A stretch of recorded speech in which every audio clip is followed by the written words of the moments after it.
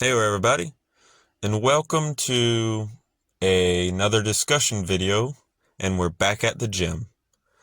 It has been exactly 3 weeks since I have actually been to the gym, and in those 3 weeks, if you followed my channel, you know that I have been working out at home.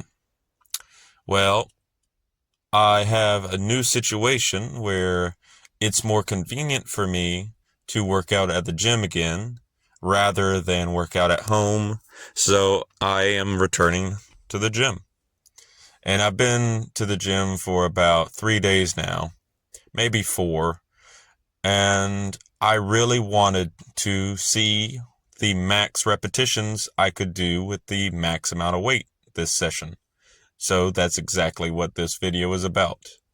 This video is entirely about my absolute max repetitions and max weight for each one of my favorite exercises.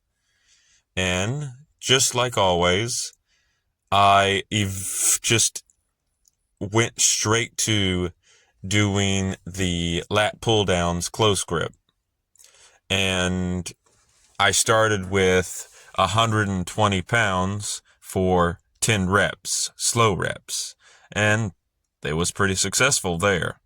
That exercise was not that difficult overall. And then I went directly to the cable pull downs. Now, this was actually really, really hard for me. I wanted to do 50 pounds, but I think I settled for either 25 or 30 pounds for the pull down. But this exercise, I think I did for either 10 or 8 reps, and this killed my arms. Like, my forearms and my triceps were burning like hell after this workout, which was actually really satisfying to feel. So, quick update on my channel. I haven't been uploading quite as frequently as I have been. That's because something big happened in my life, and honestly, I have been just dedicating myself to, well, myself for the past kind of 2 weeks.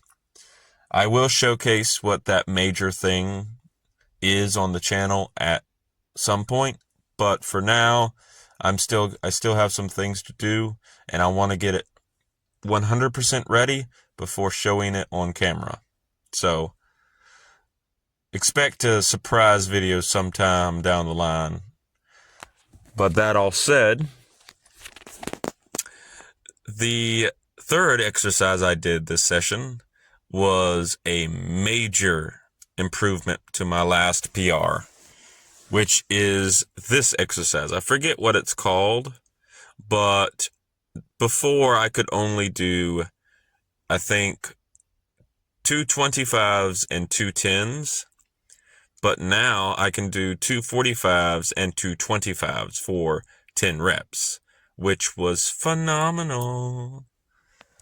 But that's pretty much all this exercise is just me trying to keep good form and do these reps as quickly as possible with some intense, excuse me, with some intense burning during the entire set, which was, again, amazing. I did most of these sets in between no breaks, meaning I didn't take a single break except for the middle. So I think during the middle of this workout, I took a 5-minute break to consume some protein and to consume some water. And then I went right back to lifting extremely heavy. So this exercise killed my arms, but I went on, I think I did another arm exercise right after this. And by the end of the session, my arms were on fire for a good 30 minutes after I left the gym, which was, again, great. Then we go to my arch nemesis. And my arch nemesis is the tricep pull downs, or tricep, whatever they're called. I honestly forget, but it's the tricep machine. And and I do the grip style, which I grip the top of the handles and pull down. And then I do the actual grip where I grip the sides of the handles like you're picking up, say, a bucket, or you're picking up the standard bar just sideways for, I think I did 10 reps with this like exercise, and then 8 reps with the other because my arms were killing me after this. I think this is where I took a break for about 5 minutes before I resumed the rest of this workout because my arms were literally on fire. But, oh, it feels so good. Also, I didn't explain how much weight I have been doing on this exercise because this was impressive, for me anyway. So, before I would always do 100. So I would do 100 pounds of resistance, and I would always stick with that. I never tried to go any higher. Well, this session, I decided to do 130 pounds for the top grip version of this exercise. And then I think I had to lower it down to 120 or 110 for the standard grip for this exercise, which is still pretty damn impressive if I do say so myself.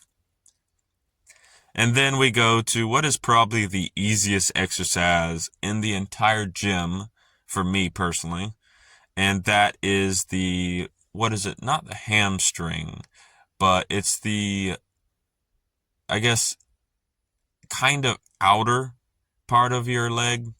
I forget what it's called. My memory when I'm doing workouts is like, oh, I know this workout, but then after I'm done with it, I'm like, what workout did I just do? Anyone else struggle with remembering like their workouts? But this machine is definitely the easiest machine in the gym. Like, I can max this out so easy now. And the max on this machine is 290 pounds. And squeezing together 290 pounds is difficult. I'm not going to say it's not. But the position you sit and the action you're doing isn't nearly as hard as you think it would be. So, yeah, I did 10 reps with that in a few minutes. Lickety split. Super easy. And then we go to the, oblique machine or torso turner or whatever you want to call this machine. And this machine did disappoint me. I set it for 130 pounds, and I did the right side first, and then I did the left side after the initial 10. So 130 pounds for the right side was relatively easy, all things considered. Like, I did not struggle that much with this. But when I got to the left side of my body, it disappointed me. But still, it's quite impressive. I think I had to take it down like one notch. So instead of 130 pounds, it was 110 pounds, which is a 20-pound difference, yes. But considering when I first started the gym, I could only do like 50 pounds, and then probably a year after going to the gym, I could do 90 pounds. Having the gusto to try to do 130 pounds and 110 pounds was still pretty damn impressive. Eventually, I want to max out this machine, but I'm going to have to use this machine more often before I get the torso strength to do that. So, yeah, slightly disappointed.